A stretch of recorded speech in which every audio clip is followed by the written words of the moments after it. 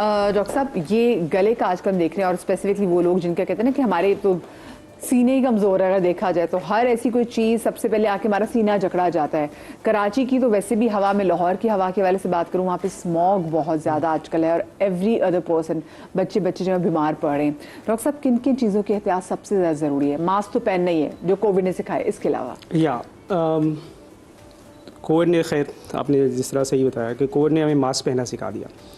दूसरा, हमें अपनी एक तो हाइड्रेशन बहुत अच्छी रखनी है।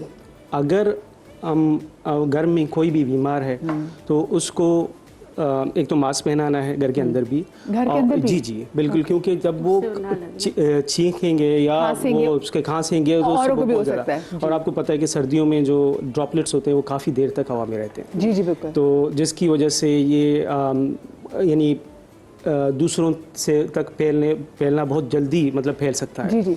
तो ये है। दूसरा, अपनी इम्यूनिटी का ख्याल रखें, यानी अपनी हाइड्रेशन हो गया आपके, अच्छी ग़िज़ा खाना, ये सारी चीज़ें।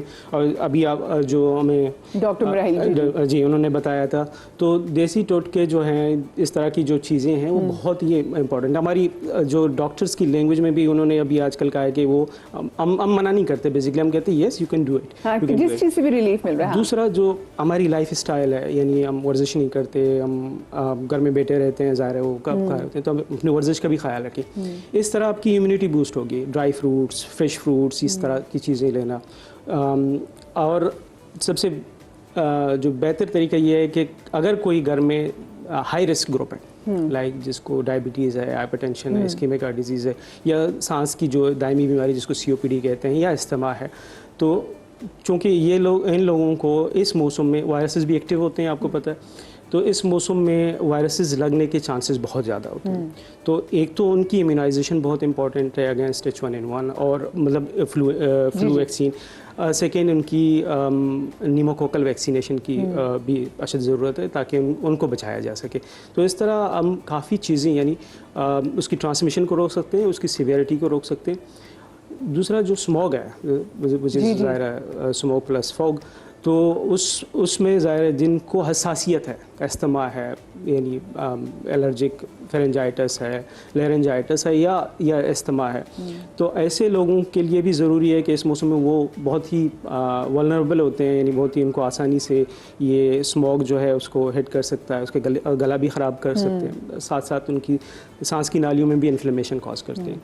तो ऐसे लोगों में मास्क पहनना बहुत ज़रूरी है। और जो मैंने पहले बताई थी, उनकी जो है डाइट अच्छी होनी चाहिए, हाइड्रेशन अच्छी होनी चाहिए, और साथ साथ वैक्सीनेशन होनी चाहिए। अच्छा डॉक्टर साहब, देखिए एक तो मसला ये भी, अगर मैं पूरे शहर के हवाले से बात करूं तो हमारे शहर में जो जंगली कबूतर हैं, जो खाली प्लॉट होते हैं, हम देखते हैं कि वहाँ पर वो आबाद होते हैं और लोग यहाँ पे हम देखा कि उनको दाना बहुत डालते हैं। अच्छा, अब लोगों को ये अंदाज़ा नहीं है कि इनकी ड्रॉपिंग्स जो हैं, और जब ये उड़ती हैं, जब ये कराची शहर में आजकल तो हवा भी बहुत चल रही है, तो इनकी जो ड्रॉपिंग्स, यानी कि जो, अगर मैं आसान अल्फाज में, जो इनकी जो बिट होती है, ठीक है, जो कि वेस्ट मटेरियल होता है, जब ये हवा में मुअल्लक होती है और उसके बाद ये हवा में रहती है, तो ये हमारे लिए, क्योंकि हम इनहेल कर रहे हैं, मैं स्पेसिफिकली उन मेरे भाइयों के लिए जो कि बाइक में जो पैदल चल रहे होते हैं और वैसी किसी जगह पर गुजरे होते हैं, तो उनके लिए कितना खौफनाक है हमारे लंग्स के लिए।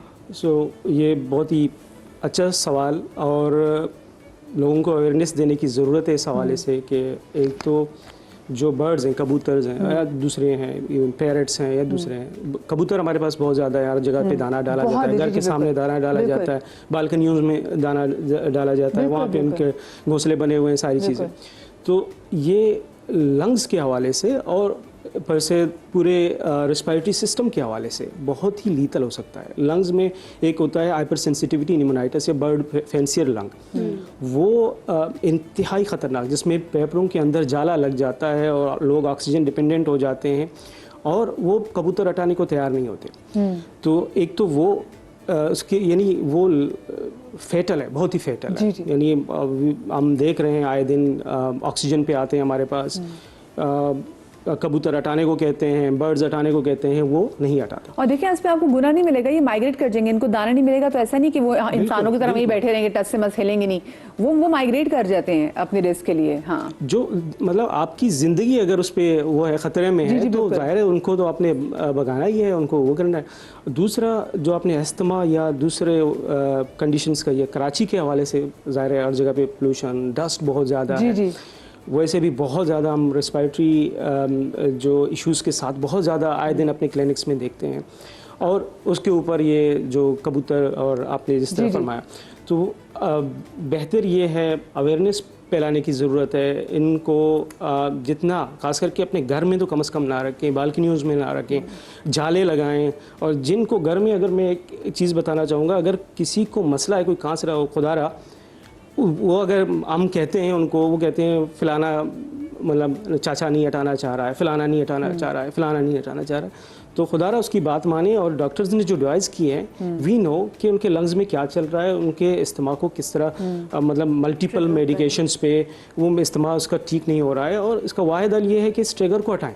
तो दिस इज़ ट्रिगर, तो इस ट्रिगर को हटाएं। सही। अच्छा, हमारे साथ कॉलर मौजूद है रावलपिंडी से, सुमेरा साजिद। अस्सलाम वालेकुम जी। वालेकुम अस्सलाम। कैसी सुमेरा, आप ठीक हैं? जी अल्लाह का शुक्र, आप ठीक हैं? अल्लाह का शुक्र, ठीक। सुमेरा, क्या पूछना चाहेंगी? आपसे भी मेरे जो ये कहना था कि आप बहुत बहुत अच्छी लगती हैं, मुझे बहुत ज्यादा। और बहुत शुक्रिया। मैंने हाँ जी डॉक्टर साहब से यही सवाल करना था कि एक तो मैंने अपनी भी मसला पहले बताया कि पूरी सुबह उठो तो ज्यादा रेशा होता है गले में, और नाक भी इस तरह से अजीब सी होती है, बॉडी में पूरी में दर्द होता है। यही मौसम की जॉब चल रहा है इन दिनों में। और एक मेरे बेटे का मसला है कि उसकी ये मौसम हो गया या गर्मी का मौसम हो गया या सब, इसके तो 12 महीने उसकी जो चेस्ट प्रॉब्लम है ये बहुत ज्यादा है। तो हमने हर तरह का इलाज करवाया, जो डॉक्टर के पास लेके जाते हैं वो मेडिसिन वगैरह देते हैं, इंजेक्शन लगाते हैं। वैक्सीन मेरा ख्याल है ये हमको थोड़ी सी बेहतियाती हो गई है, मैं नहीं करवाई उससे, डॉक्टर ने उस तरह बताई थी। तो उसका प्लीज कोई खुदारा हाल बता रहे हैं, उसको बहुत ज्यादा मसला, कोई लम्हा नहीं होता जब उसको खांसी ना हो और बलगम ना हो और इस तरह से। और वो बच्चा है वो एहतियात भी नहीं करता, इतना बच्चा भी नहीं है, उसकी उम्र 13 साल है, लेकिन वो एहतियात भी नहीं करता, ग्राउंड में खेलने चला जाता है, शायद 10 से किस वजह से उसको ये प्रॉब्लम। ओके ओके, चलें चलें, ठीक है। मैं डॉक्टर साहब से पूछ रही हूँ। डॉक्टर साहब, एक तो इनको खुद भी जो है इनको बलगम की प्रॉब्लम है, बेटे का वो कह रही है कि थ्रू आउट द ईयर बच्चे के साथ ये पता है ये एलर्जीज हैं इसको, वेरी लाइकली ये एलर्जीज हैं इसकी जो कि थ्रू आउट द ईयर रहती हैं। एलर्जीज 2-3 मुख्तलिफ इकसाम की होती हैं। और ये फूड एलर्जीज नहीं है कि मैं किसी ग़िज़ा को बंद कर दूँ, ये इन्वायरमेंटल एलर्जीज़ हैं, ठीक है। अब इसमें 2-3 काम करने होते हैं। बच्चे की हाइड्रेशन, जैसे कि सब ने कहा, क्योंकि इतना पानी पिएंगे हमारा जो अंदर की लाइनिंग होती है वो बेहतर रहेगी, उसकी हेल्थ बेहतर रहेगी, क्योंकि हमारी बॉडी में खुद जो है हिफाजती कुछ निज़ाम है। अगर ड्राइनेस होगी तो वो निज़ाम ख़तरे में होते हैं। अगर हम अच्छे से उसको मॉइस्चराइज रखेंगे जो कि पानी पीने से, तो हम बेहतर रहेंगे। प्रोटीन का इंटेक जो कि दालों में, सब्जियों में, दालों में, अंडों में, गोश्त में, फ़िश इज़ वेरी इंपॉर्टेंट, उसका इस्तेमाल करें। सारा साल जो एलर्जीज़ रहती हैं उसको थोड़ा कैटेगराइज करना पड़ेगा कि किस किस्म की एलर्जीज़ हैं। बेहतर ये रहेगा कि बच्चे को थोड़ा सा किसी एक करीबी बच्चों के माहिर को दिखा दिया जाए ताकि वो उस हिसाब से उसकी दवाइयाँ करें।